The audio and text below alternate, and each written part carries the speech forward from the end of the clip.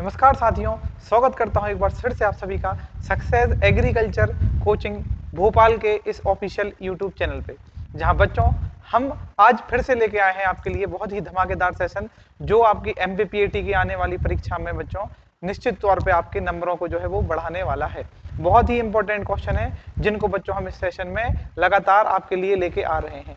आज के इस सेशन की शुरुआत करते हैं हमारे पहले प्रश्न से, जो है हमारा बच्चों कि weathering of rocks and mineral is known as, मतलब जब सेल या चट्टानों तथा खनिजों का बच्चों जब अपक्षरण होता है तो निम्न में से उसे क्या कहा जाता है। क्या हम ऑप्शनों को देखें अगर बच्चों, तो पहला ऑप्शन आ जाता है कि the process of soil classification. क्या इसे हम सॉइल क्लासिफिकेशन या फिर मृदा वर्गीकरण की क्रिया या प्रक्रिया के नाम से जानते हैं। The process of soil formation, क्या इसे हम मृदा बनने की क्रिया या प्रक्रिया के नाम से जानते हैं। The process of classification of soil profile, क्या इसे हम सॉइल प्रोफाइल के क्लासिफिकेशन की प्रक्रिया कहते हैं, या फिर इनमें से कोई नहीं। आपको बताना है इन चारों विकल्पों में से क्या विकल्प सही होने वाला है। चलिए एक बार हम इसको थोड़ा डिटेल में जान लेते हैं हर बार की तरह कि हमारा क्या होने वाला है जो बेटा इसका आंसर।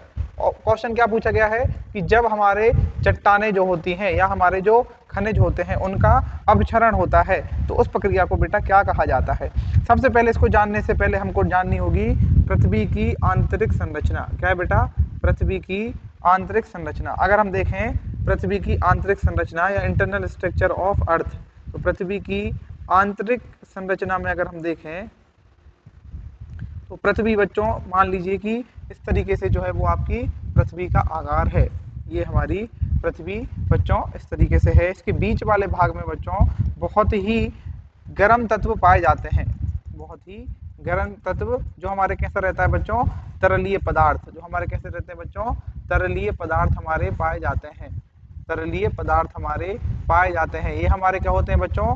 ठोस जो होते हैं जब बहुत ही अधिक टेम्परेचर पे क्या होते हैं बच्चों? इनको यहाँ पे जो धरती की या पृथ्वी की हमारी जो अंदर की सतह है वहां पे हमारे जो ठोस होते हैं वो तरलीय पदार्थ में बदल जाते हैं, क्योंकि यहाँ का जो टेम्परेचर होता है वो लगभग 3000 से 5000 डिग्री सेल्सियस होता है। तो इतने टेम्परेचर में बच्चों हमारा जो ठोस पदार्थ है वो भी पिघल जाता है और एक तरलीय पदार्थ का रूप ले लेता है। इस तरलीय पदार्थ को बच्चों हम मैग्मा के नाम से जानते हैं। किस नाम से जानते हैं बेटा? इसे हम मैग्मा के नाम से जानते हैं। यहाँ तक की बातें क्या आपको क्लियर है? क्या देखा बेटा हमने कि पृथ्वी के अंदर वाली सतह में ठोस पदार्थ जब अत्यधिक टेम्परेचर के कारण हमारे जो ठोस पदार्थ होते हैं वह बच्चों किस फॉर्म में आ जाते हैं? तरल फॉर्म में आ जाते हैं या तरल अवस्था में आ जाते हैं, तो उन्हें हम बच्चों मैग्मा के नाम से जानने लगते हैं। किस नाम से जानने लगते हैं? मैग्मा के नाम से बच्चों जानने लगते हैं। क्योंकि हमको पता है कि पृथ्वी के अंदर बच्चों बहुत सारे जो हैं वो एलिमेंट्स पाए जाते हैं। बहुत सारे एलिमेंट्स या तत्व पाए जाते हैं। अब ये तत्व जो है बच्चों, ये तत्व काय से मिलके बने होते हैं? ये बहुत सारे तत्व जो हैं जब इकट्ठे हो जाते हैं तो ये बना लेते हैं हमारे क्या बेटा? मिनरल्स। क्या बना लेते हैं? मिनरल्स, जिन्हें हम क्या बोलते हैं? खनिज। अब ये जो है बेटा ये हमारे तत्व और जो खनिज हो जाते हैं ये हमारे ठोस भाग में या हमारे ठोस फॉर्म में ये हैं जो उपस्थित होते हैं। तो इनको अगर आपको मिलाना है तो इसको लिए बच्चों क्या है? बहुत अत्यधिक टेम्परेचर की जरूरत पड़ती है जो हमारा पृथ्वी के अंदर वाले भाग में उपस्थित होता है। धीरे धीरे क्या होता है बच्चों? ये बदलता जाता है हमारा काय में? मैग्मा में। मैग्मा मतलब बच्चों जिसे हम बोलते हैं जलती हुई आग। जब ये जलती हुई आग बच्चों क्या होती है? पृथ्वी को फाड़ के, ये हमारे पृथ्वी को सतह को जो है बच्चों ये फाड़ के इस तरीके से ये बाहर निकलती है। किस फॉर्म में बच्चों? ज्वालामुखी के फॉर्म में। किस फॉर्म में निकलती है ये निकलती है बेटा क्या? ज्वालामुखी के फॉर्म में। ज्वालामुखी के द्वारा ये जो है ये हमारा जो मैग्मा है, ये जो इस तरीके का जो आपका मैग्मा है ये हमारा पृथ्वी की सतह के बाहर आ जाता है। ये आ गया हमारा बेटा क्या? मैग्मा। इसे क्या बोलते हैं हम? इसे कहा जाता है क्या? मैग्मा। फिर जब ये मैग्मा बेटा वायुमंडल की हवाओं के कारण और वायुमंडल के टेम्परेचर के कारण ये हमारा जो मैग्मा है जो पहले बच्चों किस फॉर्म में था? ये हमारा मैग्मा जो तरल फॉर्म में था ये हमारा बेटा इस तरीके से पृथ्वी की सतह के ऊपर आके ये फिर से जो है वो ठंडा होने के बाद बेटा ये हमारा फिर से ठोस रूप ले लेता है। और जब ये ठोस रूप ले लेता है तो ये हमारा बना लेता है बेटा क्या? चट्टाने। और इस तरीके से हमारी काय का निर्माण हो जाता है? इस तरीके से हो जाता है हमारी चट्टानों का निर्माण। क्लियर है क्या? चट्टानों का निर्माण हो जाता है जब क्या है, जब आपका मैग्मा पृथ्वी के बाहर आने के बाद, पृथ्वी के बाहर आने के बाद वायुमंडल में उपस्थित बहुत सारी गैसों एवं वायुमंडल के कम तापमान के कारण ये क्या हो जाता है बच्चों, ये हो जाता है हमारा ठोस भाग में आ जाता है ठंडा होने के बाद, और ये हमारा कर लेता है बेटा क्या, चट्टानों का निर्माण। फिर धीरे धीरे क्या होता है बेटा, धीरे धीरे ये जो चट्टाने हैं ये इनमें होने लगता है वेदरिंग। धीरे धीरे ये जो आपकी चट्टाने हैं इनमें बच्चों का की प्रक्रिया चालू हो जाती है, इनमें हो जाती है वेदरिंग की प्रक्रिया चालू, जिसे हम बोलते हैं अपक्षरण। क्या बोलते हैं बेटा इनका हम, अपक्षरण की प्रक्रिया धीरे धीरे जो है वो चालू हो जाती है। कहाँ बच्चों, ये वाले भाग में जो आपका ऊपर आके जम गया था। पहले ये क्या था, पहले ये मैग्मा था, फिर चट्टानों से बाहर आके जब ये ठंडा हुआ तो इन्होंने बच्चों ठोस चट्टानों का रूप ले लिया। फिर इसके बाद जब इनमें धीरे धीरे टूटना इनका चालू हुआ, इस तरीके से ये क्या होने लगती हैं बच्चों, टूटने लगती हैं, जिन्हें क्या बोलते हैं हम, वेदरिंग। वेदरिंग मतलब होता है अपक्षरण। काय का अपक्षरण, चट्टानों का बेटा अपक्षरण। चट्टानों का जब अपक्षरण होता है, फिर आपका अपक्षरण होने के बाद धीरे धीरे ये क्या करने लगते हैं बच्चों, अपने स्थान से दूसरे स्थान तक जाने लगते हैं। ये जो आपका वेदरिंग हुआ था ये इधर से टूट के बच्चों कहीं और जाके इस तरीके से ये जाने लगेंगे। इसमें से जो इनके छोटे छोटे पार्ट्स होते हैं वो एक जगह से बेटा दूसरे जगह तक जाने लगेंगे। तो इस प्रक्रिया को हम बोलते हैं ट्रांसपोर्टेशन। क्या बोलते हैं बेटा इसे हम, ट्रांसपोर्टेशन। क्या बोलेंगे इसे हम, ट्रांसपोर्टेशन के नाम से जानते हैं। इनका होने लगता है बेटा क्या, परिवहन। परिवहन होने के बाद बेटा लगातार बहुत सालों तक इनका जब परिवहन हो जाता है, फिर जाके बच्चों ये एक जगह आके आपस में इस तरीके से ये जम जाते हैं, जिसे हम बोलते हैं बेटा क्या, डिपोजिशन। जिसे हम क्या बोलेंगे, जिसे बोलेंगे हम डिपोजिशन। जब ये एक जगह आके और ये आपस में जो है मिलके बच्चों फिर से ये जम जाते हैं, इस प्रक्रिया को हम क्या बोलते हैं, डिपोजिशन। डिपोजिशन मतलब हो जाता है बेटा क्या, जमना। ये हो गई आपकी तीसरी स्टेप। पहली स्टेप में क्या हुआ बच्चों, पहली स्टेप में आपका इस तरीके से मैग्मा जो है वो बाहर निकल के चट्टानों का रूप लिया। चट्टानें जब आपकी ठंडा होने के बाद फिर से ठोस अवस्था में आ जाती हैं, तो धीरे धीरे बच्चों इनमें मौसम या बहुत सारे क्लाइमेटिक कंडीशन के कारण इनमें वेदरिंग स्टार्ट चालू हो जाती है। वेदरिंग जब होगी तो ये हमारी चट्टानें छोटे छोटे रूपों में टूटने लगेंगी। फिर जब छोटे छोटे रूप इनका हो जाएगा तो इनमें ट्रांसपोर्टेशन होना चालू हो जाएगा, और ट्रांसपोर्टेशन होने के बाद ये एक जगह जाके बच्चों फिर से इस तरीके से जो है वो जमने लगेंगी। और जब जमेंगी बच्चों तो ये हमारा काय का रूप ले लेंगी। इनमें जो इनके कण हैं ये पाए जाएंगे बच्चों छोटे छोटे कण। इनमें जो है इनके कण क्या हो जाते हैं, टूटने के बाद छोटे छोटे आकार के हो जाते हैं, और इसे बच्चों हम किसका नाम देते हैं, इसे हम नाम देते हैं मृदा का। तो इस तरीके से जो है वो आपकी मृदा है बच्चों का निर्माण होता है। क्लियर है क्या, इस तरीके से मृदा का निर्माण होता है। अब चूंकि मैंने आपको बताया था कि अंदर बच्चों जो हमारा मैग्मा होता है ये जो है वो बहुत सारे इनमें मिनरल पाए जाते हैं, और मिनरल जो है बच्चों, मिनरल काय से मिलके बने होते हैं, एलिमेंट के मिलके बने होते हैं। इसलिए हमारी जो सॉइल है, सॉइल में बच्चों बहुत सारे क्या पाए जाते हैं, मिनरल्स पाए जाते हैं। मिनरल्स पाए जाते हैं, ये मिनरलों से बच्चों क्या मिलते हैं हमको, एलिमेंट्स मिलते हैं, और इन्हीं एलिमेंट में बच्चों जो है उनसे हमको मिलता है क्या, न्यूट्रिएंट, जिसे हम बोल देते हैं बच्चों पोषण। जिसे हम क्या बोल देते हैं, पोषण के नाम से जानते हैं। तभी जाके बच्चों इस मृदा में जो है वो पौधे या हमारी फसलें उग पाती हैं, क्योंकि इनमें जो है वो क्या पाए जाते हैं बच्चों, बहुत सारे प्रकार के पोषक तत्व या न्यूट्रिएंट पाए जाते हैं जो पौधों को क्या करते हैं, पोषण प्रदान करने का काम करते हैं। तो ये हमने पूरी प्रक्रिया देखी बच्चों की किस प्रकार से जो है वो आपकी मृदा का निर्माण होता है, और मृदा में फिर बच्चों जो एलिमेंट या न्यूट्रिएंट जो हमारे आते हैं वो कहाँ से हमको मिलते हैं, क्योंकि ये हमारे पहले ही मैग्मा में उपस्थित थे। चलिए, तो इस तरीके से हमारा क्या हुआ, पूरी सॉइल का निर्माण हो गया। अब हम क्वेश्चन देखते हैं। क्वेश्चन में हमारा ये पूछा गया है कि जब चट्टानों की या मिनरलों का क्या होगा बच्चों, वेदरिंग होती है, तो इस प्रक्रिया में किस चीज का निर्माण होता है। तो इसमें इस प्रक्रिया में बच्चों जो है वो हमारा किसका निर्माण होता है, सॉइल का फॉर्मेशन या जो है वो मृदा का निर्माण होता है। इंपॉर्टेंट क्वेश्चन है, इसकी डिटेल जो है बच्चों वो हमने यहाँ पे जान ली है कि किस तरीके से ये हमारी प्रक्रिया होती है। तो मृदा के निर्माण हेतु कितनी प्रक्रियाएं होती हैं बेटा, 3 प्रक्रियाएं। पहले हो जाती है हमारी वेदरिंग, दूसरी हो जाती है हमारी क्या, ट्रांसपोर्टेशन, जिसे हम क्या बोलते हैं, परिवहन, और तीसरा हो जाता है हमारा जमाव, जिसे हम बोलते हैं क्या, डिपोजिशन। इन 3 प्रक्रिया के बाद जो है वो आपकी मृदा या फिर आपकी सॉइल का जो हो जाता है बेटा क्या, निर्माण। क्लियर है क्या।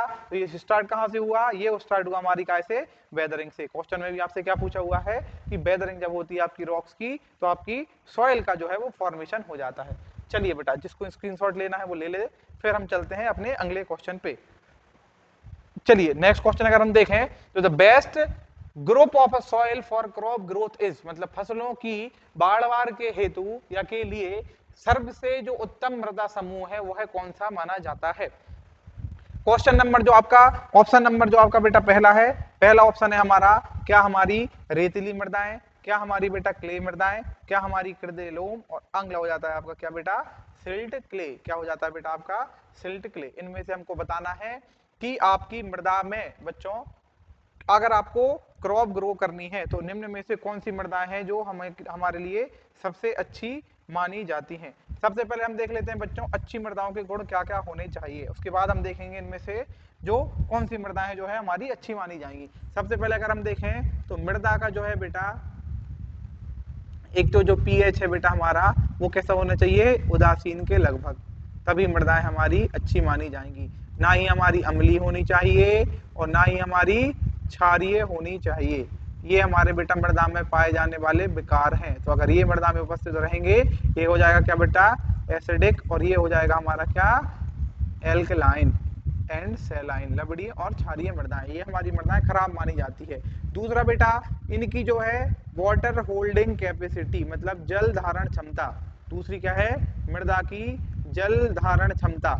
जल धारण क्षमता जो है वो हमारी कैसी होनी चाहिए, मृदा की जल धारण क्षमता अच्छी होनी चाहिए। दूसरा पॉइंट क्या हो गया, मृदा की जल धारण क्षमता जो है वो अच्छी होनी चाहिए। तीसरा बच्चों कि मृदा में जो है वो एयरेशन अच्छा होना चाहिए। एयरेशन मतलब इसमें जो है इसके पोर्स अच्छे होने चाहिए। पोर्स मतलब इनमें रंध्र, रंध्र अच्छा होगा तो बच्चों ऑक्सीजन का जो है वो अत्यधिक रहेगा और आपके पौधे और आपके सूक्ष्म जीवों को भी अच्छी मात्रा में ऑक्सीजन मिलने वाला है। तीसरा बच्चों क्या है, तीसरा अगर हम इनमें देखें तो मृदा में जो है बच्चों इनमें जो है अच्छी ड्रेनेज की व्यवस्था होनी चाहिए। काहे की बेटा, ड्रेनेज जो है वो इसका अच्छा होना चाहिए। ये हमारे कुछ एक जो है वो अच्छे गुण होते हैं मृदाओं के। तो इनमें से अगर हम देखें बेटा कि एक तो water holding capacity, water holding capacity अगर हम देखें तो वाटर होल्डिंग कैपेसिटी कौन सी सॉइल की सर्वाधिक होती है, तो वाटर होल्डिंग कैपेसिटी बेटा हमारी क्ले सॉइल की सबसे अच्छी मानी जाती है, उसके बाद सिल्टी सॉइल की अच्छी मानी जाती है, और उसके बाद हम देखें तो हमारी लोम सॉइल की सबसे अच्छी मानी जाती है। क्वेश्चन अगर आपसे पूछा जाता है कि वाटर होल्डिंग कैपेसिटी कौन सी मृदाओं की अच्छी मानी जाती है, तो पहले हमारी बेटा क्ले सॉइल, फिर सिल्ट सॉइल, फिर हमारी हो जाएगी सैंडी सॉइल। पहले हमारी क्ले, फिर हमारी सैंड, और फिर आखिरी में हो जाएगा क्या बेटा हमारा, आखिरी में हो जाएगा हमारा सैंडी सॉइल। ये हो गई हमारी क्या, वाटर होल्डिंग कैपेसिटी सबसे अच्छी किसकी मानी जाती है। एक होता है बेटा हमारा वाटर यूज एफिशिएंसी, एक क्या होता है हमारा वाटर यूज एफिशिएंसी मतलब जल उपयोग दक्षता। ये क्या है हमारा, जल उपयोग दक्षता, जल उपयोग दक्षता। जल उपयोग दक्षता बच्चों जो है ये सबसे अच्छी मानी जाती है लोमी सॉइल की। किनकी बेटा, लोमी सॉइल की। दूसरे नंबर पे जाती है आपकी कौन सी सॉइल, क्ले सॉइल। लेकिन अगर आपसे पूछा जाता है कि जल धारण क्षमता किस मृदा की सबसे अच्छी होती है, तो वो होती है हमारी किनकी बच्चों, क्ले सॉइल की, मतलब जिसमें मृतिका का प्रतिशत मात्रा जो है वो ज्यादा होती है, उन मृदाओं की वाटर होल्डिंग कैपेसिटी जल धारण क्षमता अच्छी मानी जाती है।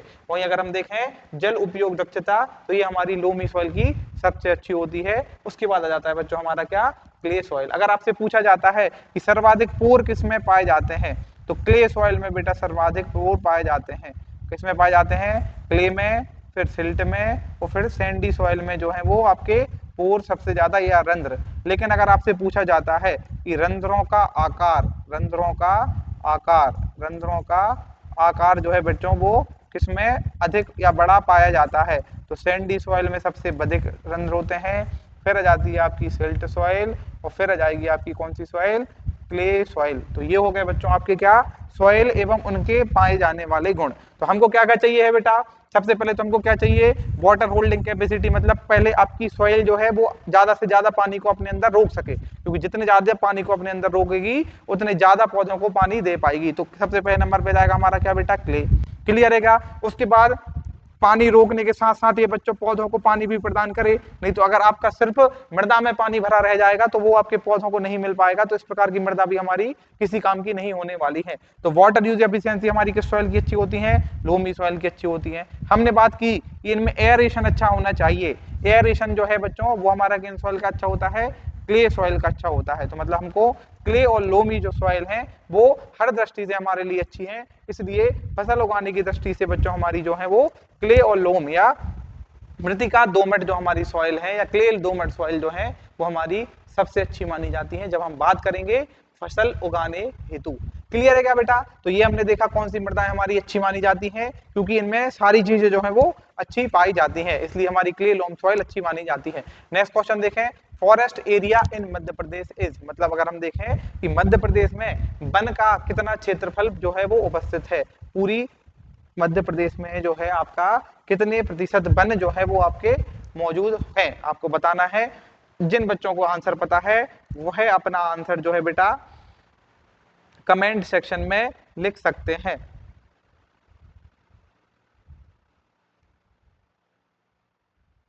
चलिए देख लेते हैं हम।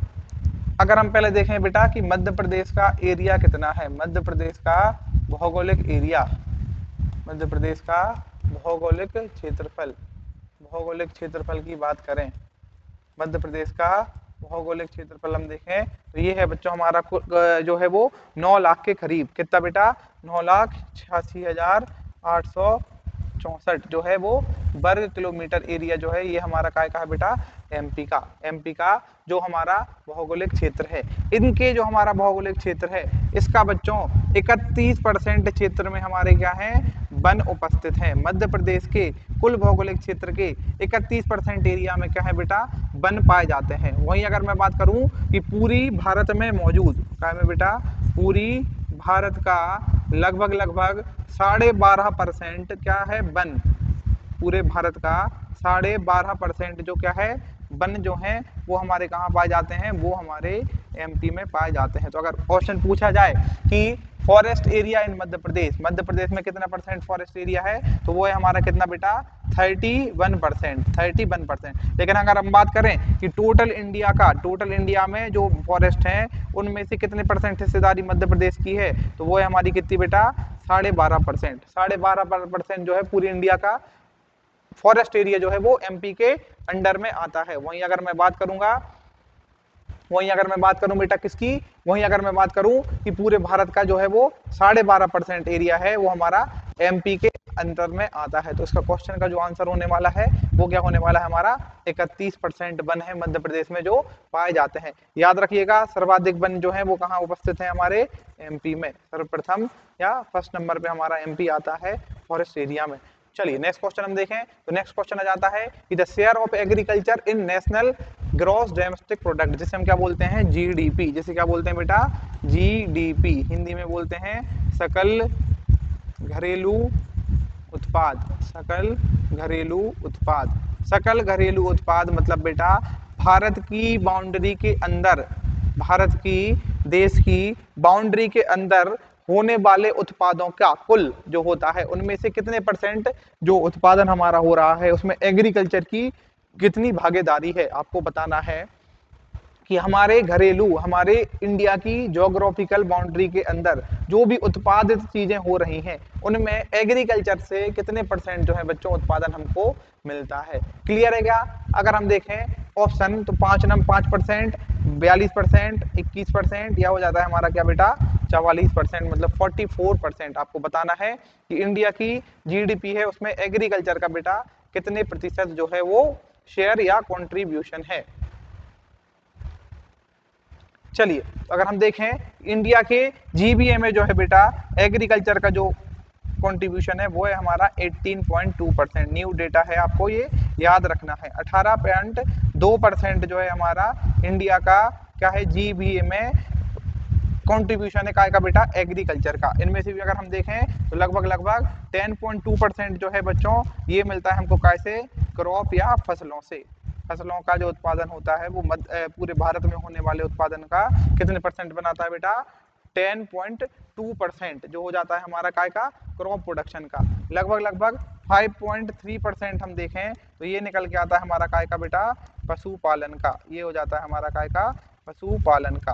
10.2 से लेके बेटा 10.9% तक जाता है हमारा क्या, फसलों का, जो लगभग लगभग 55% हिस्सेदारी रखता है कुल काय के बच्चों एग्रीकल्चर के प्रोडक्शन में। मतलब एग्रीकल्चर का जितना भी प्रोडक्शन हो रहा है उसमें से बच्चों 55% जो है वो हमको कहाँ से मिलता है, फसल एवं फसल उत्पादन से। क्लियर है क्या? जो हमारा कितना हिस्सा बनाती है, जो हमारा 10.2 से लेके 10.9 तक हमारा हिस्सा बनता है कहाँ में बच्चों, इंडिया के जीबीए में, काय का, क्रॉप प्रोडक्शन से। अगर हम बात करें लाइफ स्टॉक से तो लगभग लगभग 5.3% जो है बच्चों, या हम बात करें 30% जो है बच्चों इसका कंट्रीब्यूशन होता है काय में, एग्रीकल्चर में। क्लियर है बेटा? तो आपको याद क्या रखना है, 18.2% जो है वो हमारा एग्रीकल्चर का कंट्रीब्यूशन है इंडिया की जीडीपी में। ये आपका जो है वो न्यू डेटा है। नेक्स्ट हम बात करें बेटा, नेक्स्ट हमारा क्वेश्चन क्या आता है, नेक्स्ट हमारा क्वेश्चन है कि cropping intensity is calculated as. अगर हम इनमें से देखें तो शस्य गहनता की गणना किस फॉर्मूला से जो है बेटा वो की जाती है। क्रॉपिंग इंटेंसिटी का बेटा फॉर्मूला आपको बताना है। ऑप्शन अगर हम देखें तो टोटल क्रॉप्ड एरिया अपॉन में नेट सोन एरिया इनटू में 100। क्या यह है जो आपका बेटा होने वाला है काय का फॉर्मूला, क्रॉपिंग इंटेंसिटी का, net sown area into cropped area into 100 minus ये हमारा क्या हो जाएगा बच्चों। उसके बाद हम देखें तो cropped area into net sown area into 100, और उसके बाद देखें क्या बेटा हमारा निम्न में से कोई नहीं। तो आपको बताना है कि क्रॉपिंग इंटेंसिटी जो है वो क्या होती है। क्रॉपिंग इंटेंसिटी का फॉर्मूला जो है बेटा वो आपको बताना है। इनमें से क्या है हमारा क्रॉपिंग इंटेंसिटी का फॉर्मूला। देखते हैं हम एक बार क्रॉपिंग इंटेंसिटी होता क्या है। क्रॉपिंग इंटेंसिटी मतलब होता है बच्चों कि कितनी आप है वो सघनता से खेती कर रहे हैं प्रति इकाई क्षेत्रफल में। इसे हम क्या बोलते हैं, इसे हम बोलते हैं क्रॉपिंग इंटेंसिटी। इसके हम फॉर्मूला का बात करें तो इसका फॉर्मूला हो जाएगा बच्चों gross cropped area GCA upon क्या हो जाएगा बेटा, नेट सोन एरिया इनटू में 100। क्लियर है क्या?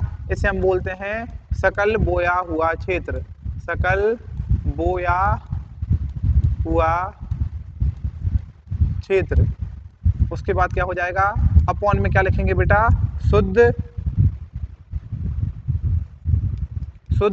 कृषिगत क्षेत्र, शुद्ध कृषिगत क्षेत्र इनटू में हो जाएगा आपका 100। इनटू में क्या हो जाएगा आपका 100। इसको हम समझें तो मान लीजिए किसी किसान के पास बेटा जो है वो 10 हेक्टेयर की जमीन उपस्थित है। कितनी जमीन उपस्थित है, 10 हेक्टेयर की लैंड जो है वो जमीन, या इसके पास टोटल भूमि है। इसने बच्चों मान लीजिए खरीफ की क्रॉप में या खरीफ के सीजन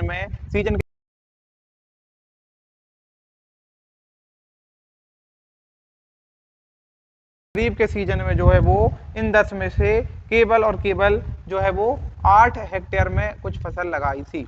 उसके बाद रबी में उसने ये फसल काटने के बाद जब उसके पास पूरी की पूरी 10 हेक्टेयर भूमि फिर से उपस्थित हो गई तो रबी के सीजन में बेटा इन्होंने जो है वो 6 हेक्टेयर में खेती की।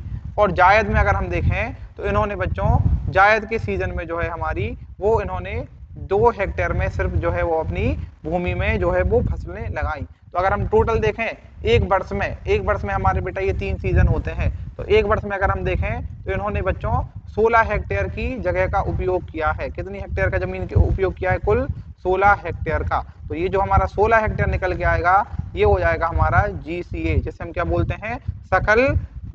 हैं बेटा सकल बोया हुआ क्षेत्र। और इनके पास जो पहले से मौजूद था ओरिजिनल, जो हमारा ओरिजिनल था वो हमारा क्या हो जाएगा, वो हो जाएगा हमारा नेट सोन एरिया। तो अगर हम इस किसान की क्रॉपिंग इंटेंसिटी परसेंट अगर निकालते हैं, CI अगर हम इनका निकालते हैं तो कैसे निकलेगा बेटा, इनका अगर हम CI निकालें तो इनका अगर हम इस फॉर्मूले में वैल्यू पुट करते हैं तो टोटल इन्होंने बच्चों 16 हेक्टेयर की जमीन पे जो है वो खेती की है। मौजूद इनके पास 10 हेक्टेयर जमीन थी।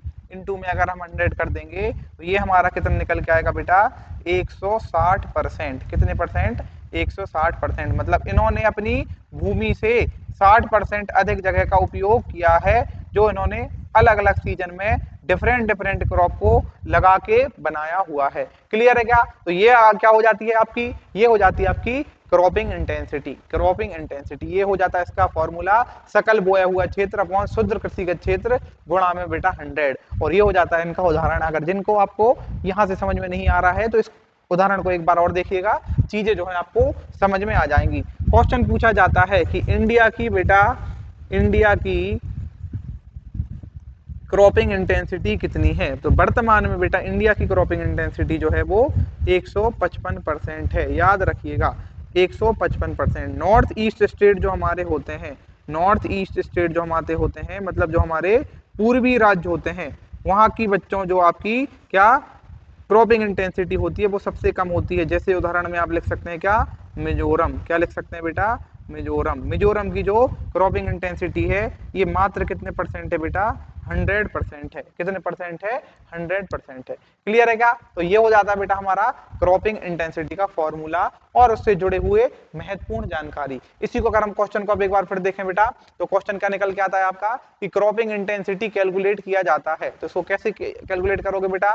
कि total cropped area, total cropped area मतलब आपने बच्चों जो है वो कुल कितना एरिया बोया, उसके बाद हमने क्या आ गया, उसके बाद आ जाता है अपॉन डिवाइड में नेट सोन एरिया, इनटू में क्या हो जाएगा बेटा? 100। तो ऑप्शन नंबर 1 जो है वो हमारे इस प्रश्न का क्या होने वाला है? उत्तर होने वाला है। क्रॉपिंग इंटेंसिटी क्या होता है, यहाँ पे मैंने सारी चीजें जो है वो आपको समझा दी हुई है। अगर जिसको लिखना है तो वो बच्चे जो क्या है हमारा ये जो है लिख सकते हैं। चलिए अब हम देखते हैं आगे वाला क्वेश्चन। नेक्स्ट क्वेश्चन आ जाता है कि largest cause of soil erosion is, निम्न में से बच्चों कौन सा जो है वो भूचरण का या भूक्षरण का जो है वो सबसे बड़ा कारण है?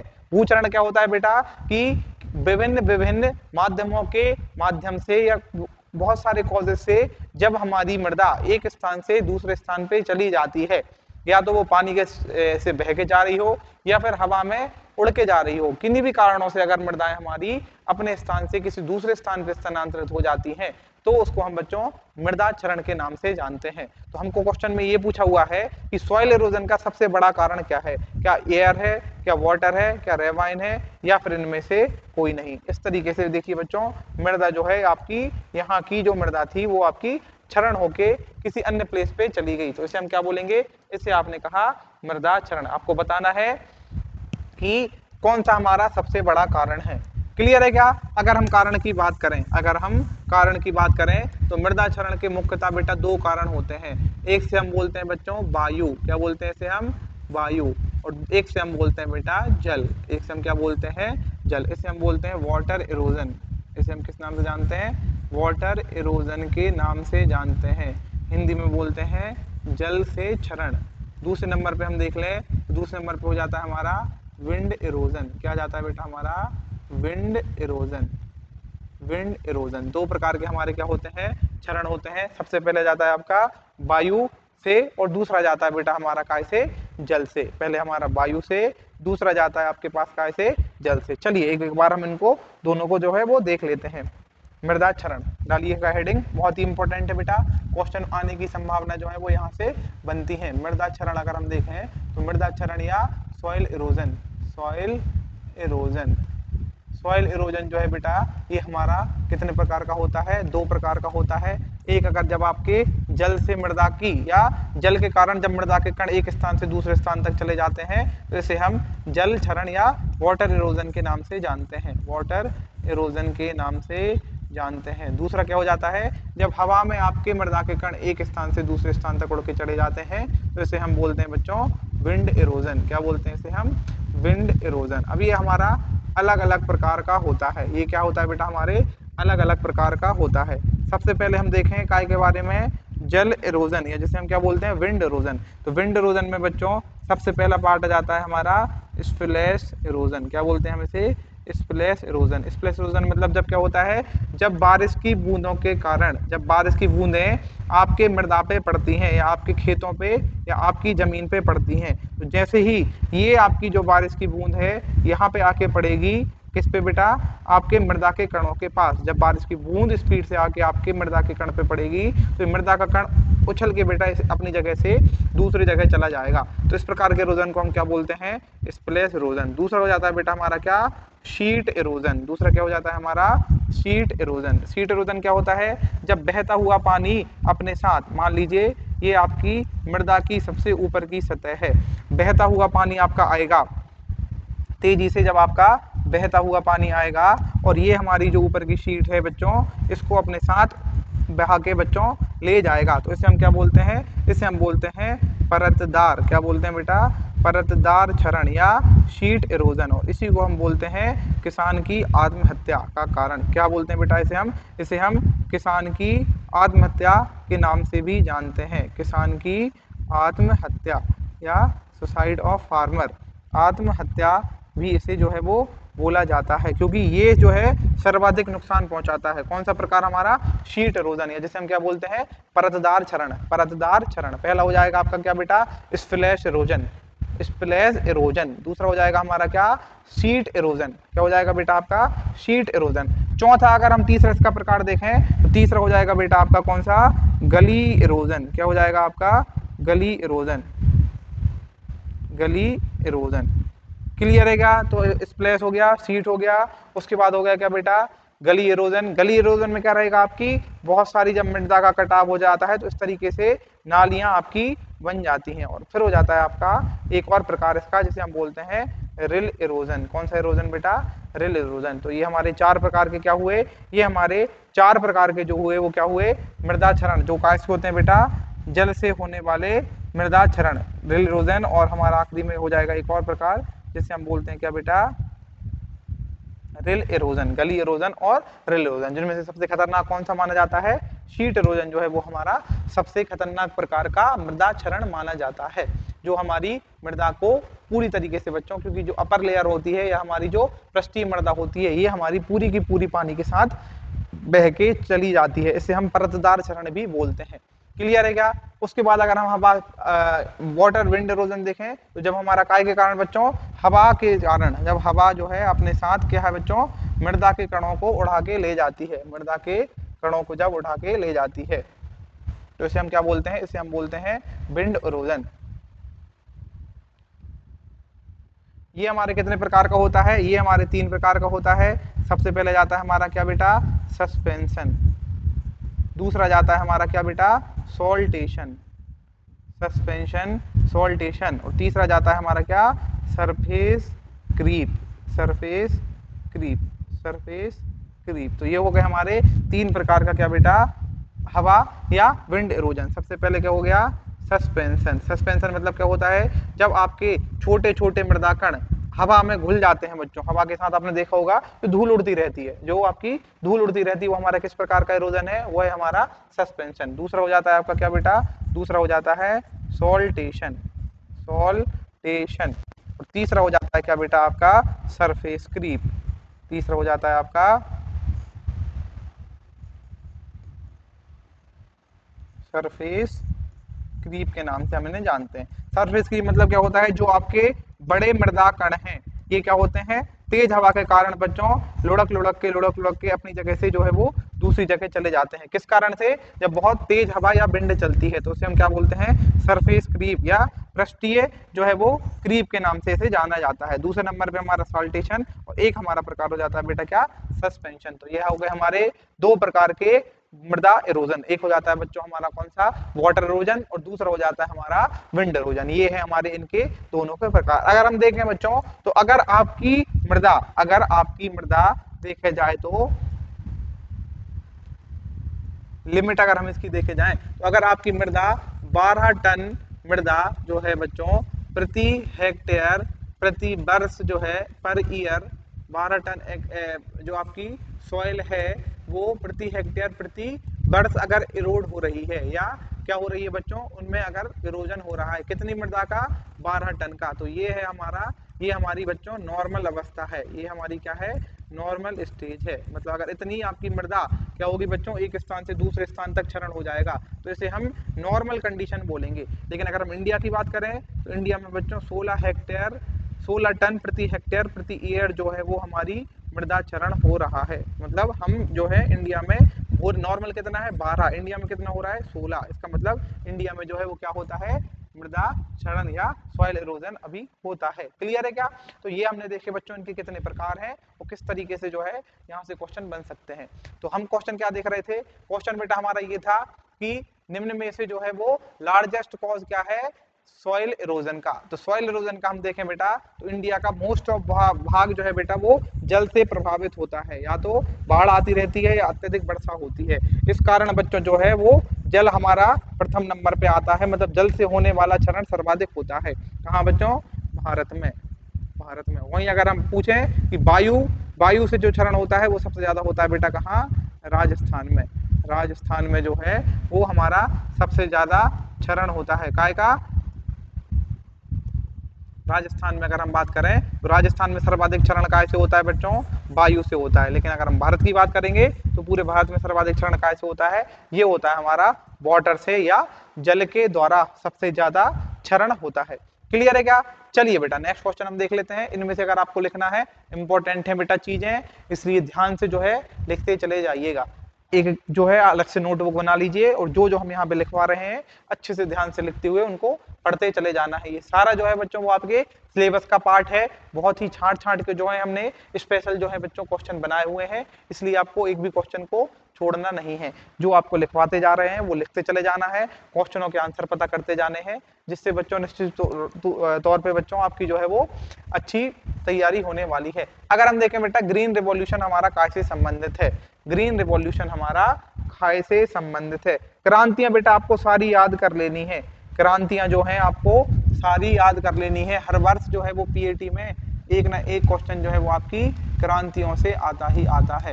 क्रांतियों से जो है बच्चों वो हमारी आता ही आता है। रिवॉल्यूशन रिवॉल्यूशन से हर वर्ष आपका एक ना एक क्वेश्चन आता है। जैसे हम बात करें तो सबसे पहले हो जाता है हमारा बेटा कौन सा? ग्रीन रिवॉल्यूशन, या जैसे हम क्या बोलते हैं हरित क्रांति। हरित क्रांति। हरित क्रांति। हरित क्रांति के बारे में जाने तो हमारा जो शब्द था कौन सा बेटा? हरित क्रांति या ग्रीन रिवॉल्यूशन। ये शब्द किसने दिया था? ये दिया था सर विलियम गॉड ने। किसने दिया था? सर विलियम गॉड ने जो है बेटा ये हमारा शब्द दिया था। कौन सा? हरित क्रांति। शब्द अगर हम बात करें इसके फादर या इसके पिता किसे कहा जाता है? Father of green revolution. Father of green revolution. Father of green revolution की अगर हम बात करें तो हरित क्रांति के जनक, हिंदी में क्या बोलेंगे इन्हें? इन्हें बोलेंगे हरित क्रांति के जनक। अगर हम बात करेंगे हरित क्रांति के जनकों के बारे में तो अगर हम पूरी दुनिया में बात करें कि विश्व में दो प्रकार के हमारे जो हैं वो जनक हैं। अगर हम बात करें काय में बेटा? विश्व में। हरित क्रांति के जनक जो हैं वो पूरे विश्व में कौन है? तो विश्व में अगर हम बात करेंगे तो ये है हमारे Norman E Borlaug. N E Borlaug को जो है बच्चों हरित क्रांति का जनक कहा जाता है।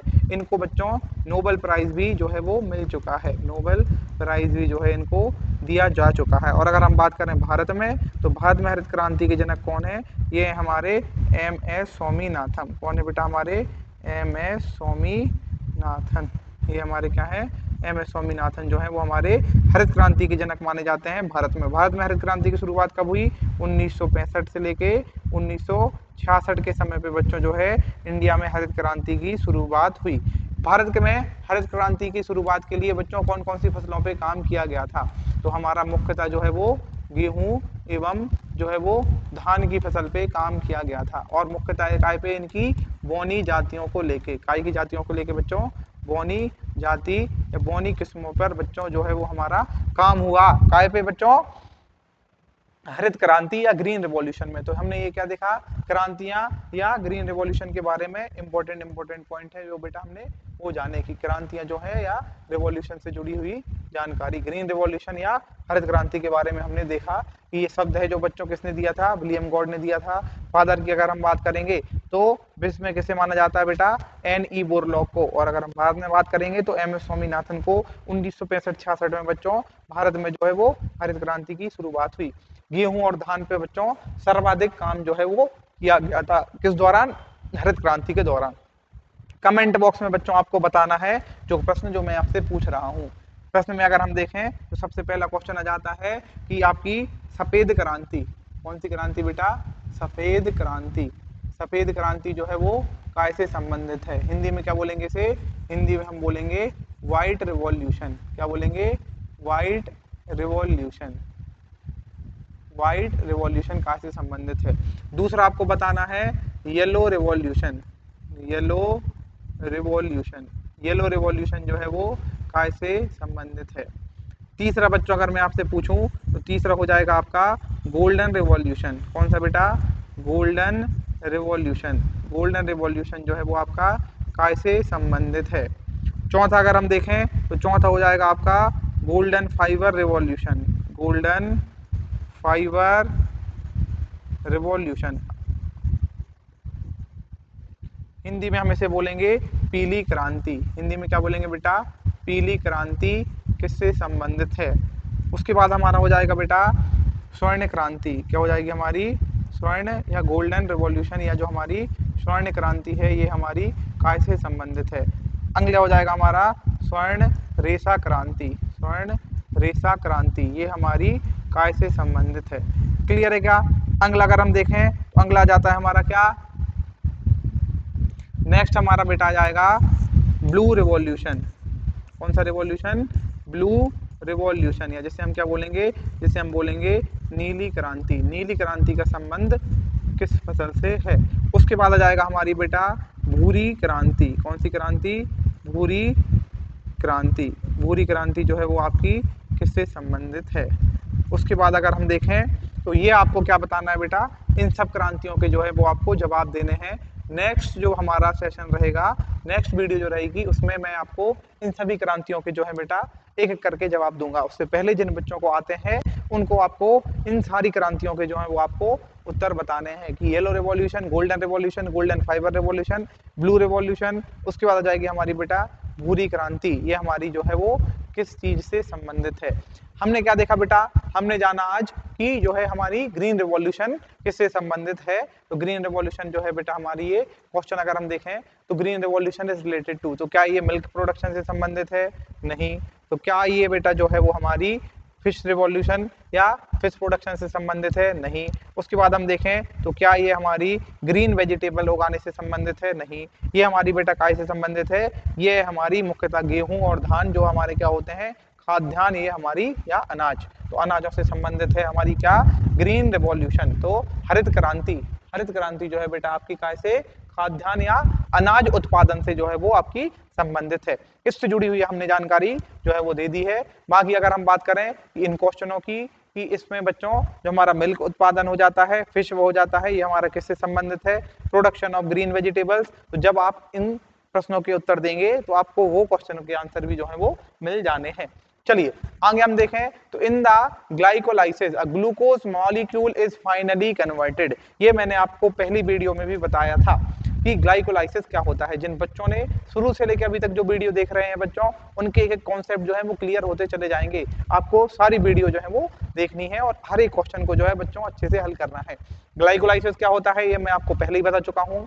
कमेंट्स में आपको ये बताना है कि ग्लाइकोलाइसिस की प्रक्रिया कोशिका के किस भाग में होती है। ग्लाइकोलाइसिस की प्रक्रिया जो होती है बेटा कोशिका के किस भाग में संपन्न होती है। जब ग्लाइकोलाइसिस होता है बेटा तो हमारा क्या बनेगा? तो ग्लाइकोलाइसिस के दौरान क्या दो मॉलिक्यूल बनते हैं बच्चों पायरुविक एसिड के? क्या एक मॉलिक्यूल कार्बन डाइऑक्साइड का और जल का बनता है? क्या पायरुविक एसिड और कार्बन डाइऑक्साइड का निर्माण होता है, या इनमें से कोई नहीं? आपको बताना है कि जब ग्लाइकोलाइसिस की प्रक्रिया होती है, ग्लाइकोलाइसिस की, ये इसका मैंने आपको बताया था। ग्लाई मतलब होता है ग्लूकोज, लाइसिस मतलब होता है टूटना। जब हमारा ग्लूकोज के मॉलिक्यूल टूटते हैं जो कहाँ बने हैं? फोटोसिंथेसिस के दौरान बने हुए हैं, तो इसमें होता है बच्चों क्या? ग्लाइकोलाइसिस। तो ये हमारा जो ग्लूकोज का मॉलिक्यूल रहेगा इसमें दो क्या बनते हैं? दो बनते हैं इसमें बेटा पायरुविक एसिड। क्या बनते हैं बेटा? Pyruvic acid. फिर ये पायरुविक एसिड हमारी लिंक रिएक्शन से बदल जाते हैं काय में? एसिटाइल कोएंजाइम ए में। एसिटाइल कोएंजाइम ए में ये बदल जाते हैं और फिर धीरे धीरे जो है आपकी रेस्पिरेशन की और चरण होते रहते हैं और अंत में जो है आपकी एटीपी का निर्माण हो जाता है। क्लियर है क्या? इस तरीके से क्वेश्चन जो है बेटा आपसे पूछे जाते हैं क्योंकि फोटोसिंथेसिस और रेस्पिरेशन बहुत ही इंपॉर्टेंट है आपके सिलेबस की, आपके पेपर की दृष्टि से। तो ये हमने देखा बेटा कि जब ग्लाइकोलाइसिस होती है तो ग्लूकोज का मॉलिक्यूल बच्चों दो मॉलिक्यूल में टूटता है। काय के दो मॉलिक्यूल? पायरुविक एसिड के दो मॉलिक्यूल में, पायरुविक अम्ल के दो अणुओं में बच्चों ये हमारा क्या है, ग्लूकोज टूट जाता है। ये हुआ आपका काय के बारे में बेटा, ग्लाइकोलाइसिस के बारे में। नेक्स्ट क्वेश्चन देखें कि इनमें से बच्चों टेम्परेट फ्रूट कौन से हैं। बेटा आपको क्या बताना है कि निम्न में से कौन सा हमारा शीतोष्ण फल है। शीतोष्ण फल क्या होते हैं, सबसे पहले आपको ये जानना पड़ेगा। ऑप्शन देख लेते हैं बच्चों, आम, सेब, लीची, बेर। आम, सेब, लीची, बेर, इन चार में से आपको बताना है कि शीतोष्ण फल हमारे जो है वो कौन कौन से होने वाले हैं। आम, सेब, लीची, बेर। आम, सेब, लीची, बेर, इनमें से आपके कौन से होने वाले हैं। तो अगर हम देखें बच्चों काय के आधार पे, तापमान के आधार पे या क्षेत्रों के आधार पे, क्षेत्रों या रीजन्स के आधार पे हमने फलों को बेटा तीन भागों में बांटा है। फलों का अगर हम क्या देखें, वर्गीकरण, फलों का अगर हम देखें वर्गीकरण, तो इनको हमने बेटा मुख्यतः तीन भागों में बांटा हुआ है। पहला भाग हो जाएगा हमारा बेटा टेम्परेट फ्रूट। कौन सा भाग? पहला हो जाएगा हमारा टेम्परेट फ्रूट, जिसे हम बोलते हैं शीतोष्ण फल। क्या बोलते हैं इन्हें हम बोलते हैं शीतोष्ण फल, शीतोष्ण फल। दूसरे नंबर पे जाएगा आपका टेम्परेट के बाद ट्रॉपिकल, जैसे हम क्या बोलेंगे, ट्रॉपिकल फ्रूट, ट्रॉपिकल फ्रूट्स। और तीसरे नंबर पे जाएगा आपका क्या बेटा, सब ट्रॉपिकल फ्रूट, सब ट्रॉपिकल फ्रूट, सब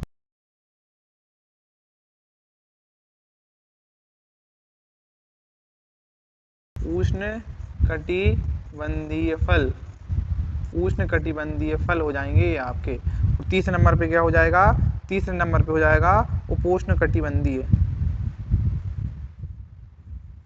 उपोष्ण कटिबंधीय फल। तो ये हमारे बेटा किसके आधार पे, क्षेत्र या क्षेत्रों में पाए जाने वाले तापमान के आधार पे फल आपके इस तरीके से तीन प्रकार के हो जाते हैं।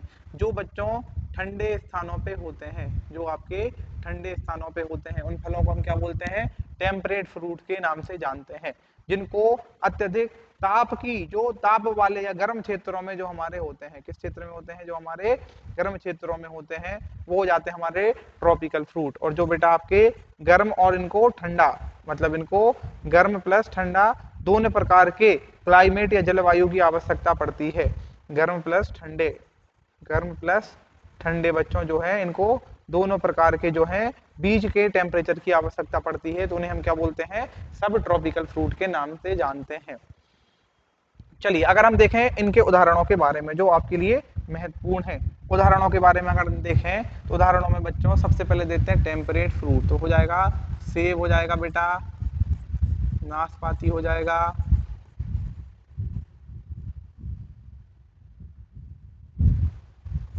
उसके बाद हो जाएगा हमारा प्लम, हो जाएगा, है ना।